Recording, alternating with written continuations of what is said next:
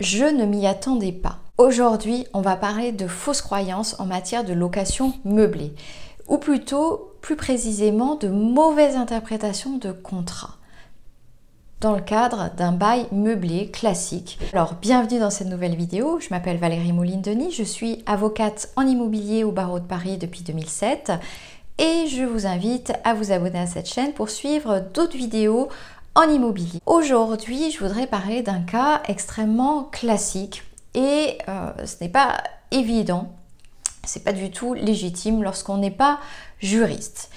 Alors imaginez, vous avez conclu un bail meublé classique, vous avez trouvé un contrat type classique, rien de particulier, vous ne modifiez pas les clauses, vraiment un cas classique, vous louez ça peut-être à un étudiant ou à un jeune actif, tout simplement. Vous faites un contrat d'un an avec échéance, une reconduction tacite au bout d'un an, tout est classique. Et là vous vous dites, je vais être tranquille pendant un an. Par exemple, vous signez l'été, vous dites voilà, je suis tranquille pendant un an jusque l'été suivant. Et là, surprise, au bout de 6 mois, vous recevez une lettre recommandée de la part de votre locataire qui vous signifie qu'il quittera le logement dans un mois. Alors, est-ce que cela est possible? Le locataire est-il dans son droit?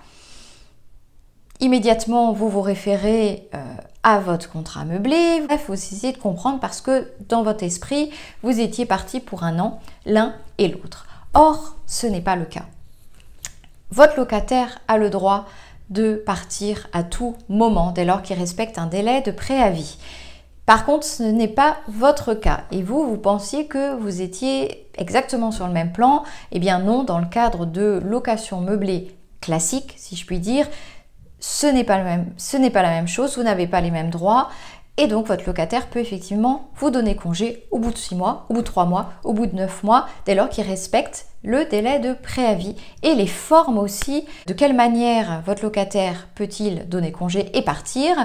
Il doit le faire soit par lettre recommandée avec avis de réception, soit par une lettre remise en main propre, soit par acte d'huissier. Souvent, ça se fait par lettre recommandée avec avis de réception.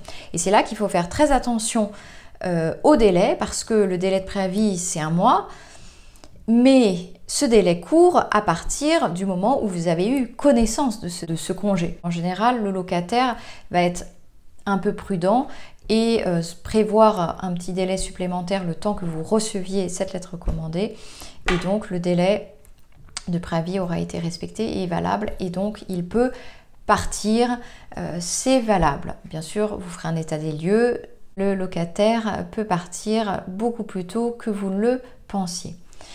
Alors, un petit conseil, que vous auditez vos candidats potentiels, que ce soit des jeunes actifs ou des étudiants, essayez effectivement de sonder et de savoir, c'est pas toujours facile de le savoir à l'avance, mais de savoir si votre étudiant ou votre locataire va vraiment rester un an, si c'est ce que vous souhaitez, ou si ça ne vous dérange pas d'avoir plus de turnover, eh bien c'est pas un souci pour vous.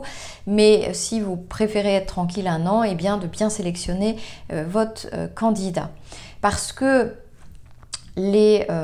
par exemple les étudiants, quand ils vont rechercher un bien, certains va avoir l'honnêteté de dire qu'ils cherchent pour 6 mois parce qu'ils ont par exemple un stage à effectuer ensuite, mais d'autres, de manière totalement innocente, vraiment de bonne foi, ne vont pas avoir conscience qu'il faut, et puis parfois ils ne le savent même pas, qu'ils vont devoir nécessairement faire par exemple un stage cette année et peut-être qu'ils pensaient que c'était l'année suivante. Donc parfois c'est vraiment de bonne foi, qui vont vous dire j'ai besoin du logement pour 1 an, alors que dans les faits, ce ne sera pas 1 an. Et vous vous retrouverez peut-être embêté. Alors, si vous avez envie de suivre d'autres vidéos juridiques sur le sujet, je vous invite à vous abonner à cette chaîne, puisque j'y partage des astuces pour vos investissements immobiliers. J'y décrypte aussi des lois et des procédures. Je vous invite à vous abonner donc immédiatement à cette chaîne parce que nul n'est censé ignorer la loi. Et moi, je vous dis à très vite. Au revoir.